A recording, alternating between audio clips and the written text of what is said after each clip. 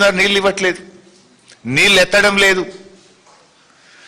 ఎత్తడం లేదు, రైతాంగానికి నీళ్ళు ఇవ్వడం లేదు. ఇలా పరిస్థితి ఏంటంటే మొత్తం నార్మల్ ముదిరిపోతా ఉన్నాయి. రైతులు రోడ్లెక్కి ధర్నాలు చేస్తున్నారు. వరంగల్ జిల్లా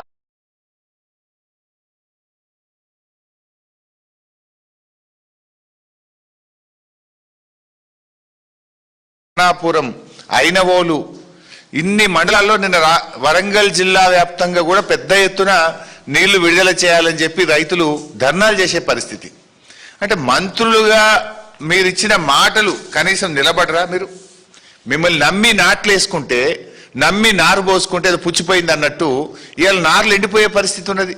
ఒకసారి ధర్నాలు చూడండి. నిన్న వరంగల్ జిల్లా వ్యాప్తంగా జరిగిన ధర్నాలు మీరే ఒకసారి చూడండి. షాయంపేట, భీమదేవరపల్లి, ఎల్కతుర్తి,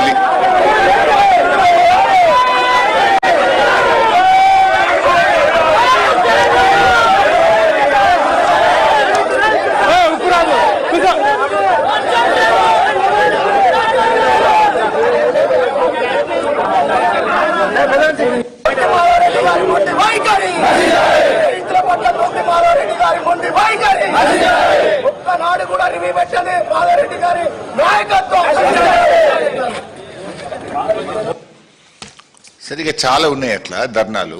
అంటే ఇప్పుడు ఏంది, నీళ్లు ఉండి కూడా దేవాదుల ప్రాజెక్టు దగ్గర ఆనాడు కేసీఆర్ గారు విజన్తో ఆయన ఎంతో కష్టపడి సమ్మక్క బ్యారేజ్ కట్టారు.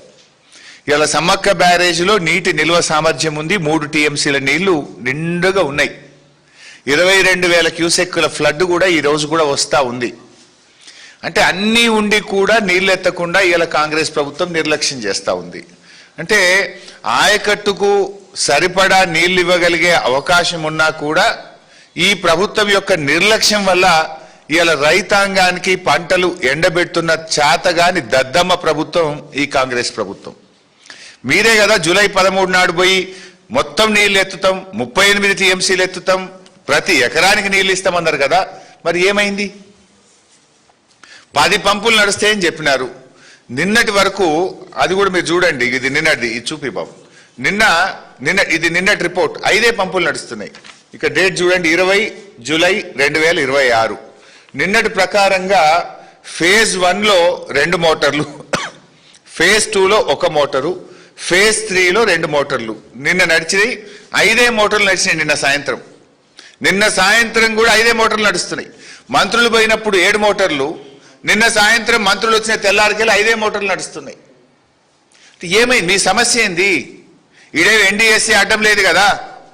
అంటే మీ ఆలోచన ఏంది? కిందికి ఆంధ్రప్రదేశ్కు చంద్రబాబుకు నీళ్లు విడిచిపెట్టడమా? ఈ ఎలినినో కరువు పరిస్థితుల్లో నీళ్లు ఒడిసిపెట్టడమా? మీ కాంగ్రెస్ ఏం చెప్పదలుచుకుంది? ఇలా స్పష్టంగా చెప్పదలుచుకున్నది ఏంటంటే, నేను ఈ కరువు, ఈ ఎలినినో కరువు ఇవాళ కాలం తెచ్చిన కరువు కాదు. వరంగల్ జిల్లా విషయంలో ఇది కాంగ్రెస్ పార్టీ తెచ్చిన కరువు. కేసీఆర్ గారు సమ్మక్క బ్యారేజ్ కట్టి దేవాదుల 3 ఫేజులు పూర్తి చేసి నీళ్లు ఎత్తడానికి అన్ని సిద్ధంగా పెట్టిండు. కట్నీళ్లు పెట్టిన పొయ్యి లెక్క తయారున్నా కూడా మీ నిర్లక్ష్యం వల్ల నీళ్లు ఎత్తక వరంగల్ జిల్లాను కరువు కోరల్లో మీరు నిలుపుతా ఉన్నారు. ఇవాళ బీఆర్ఎస్ ప్రభుత్వం 3,17,000 ఎకరాల ఆయకట్టును నీళ్లు ఇవ్వడానికి దేవాదుల పూర్తి చేసింది. కట్కొత్తుతే 3,17,000 ఎకరాలకు వరంగల్ జిల్లాకు సాగునీరు అందుతుంది, వరంగల్ తాగునీరు అందుతుంది. కట్క ఒత్తకుండా మీరు ఎందుకు వరంగల్ జిల్లాను ఆగం చేస్తున్నారు? మీ గుర్తు, పోయిన సంవత్సరం కూడా 8 కోట్ల రూపాయలు మెయింటెనెన్స్ బిల్లులు ఇవ్వకపోవడం వల్ల దేవాదులలో 50 రోజులు ఆలస్యంగా మోటార్లు ప్రారంభమైనాయి. దాంతో 700-800 కోట్ల రూపాయల పంట వరంగల్ జిల్లాలో గత సంవత్సరం ఎండబెట్టింది కాంగ్రెస్ ప్రభుత్వం. అర్ధాంతరంగా మీరు మోటార్లు ఆన్ చేయక 7-8 కోట్ల రూపాయలు విడుదల చేయక 800 కోట్ల రూపాయల పంటను పోయిన సంవత్సరం దేవాదుల కింద ఎండబెట్టింది కాంగ్రెస్. ఈ సంవత్సరం కూడా ఇంత ఎలినినో వస్తుందని శాస్త్రవేత్తలు, ప్రపంచము, భారత ప్రభుత్వం చెప్తుంటే 6 నెలల నుంచి చెప్తుంటే మొద్దు నిద్రపోతున్నారా? మెయింటెనెన్స్ వర్క్స్ చేసుకోరా? ట్రాన్స్ఫార్మర్లు రిపేర్స్ ఉంటే చేసుకోరా? ఎందుకు 10 మోటార్లు నడపడం లేదు? ఇది నేరపూరిత నిర్లక్ష్యం కాదా?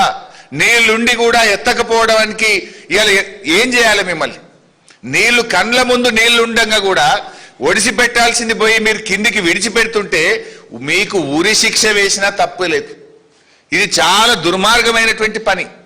ప్రపంచమంతా చుక్క చుక్క ఒడిసి పట్టి నీళ్లను కాపాడుకుంటున్నారు.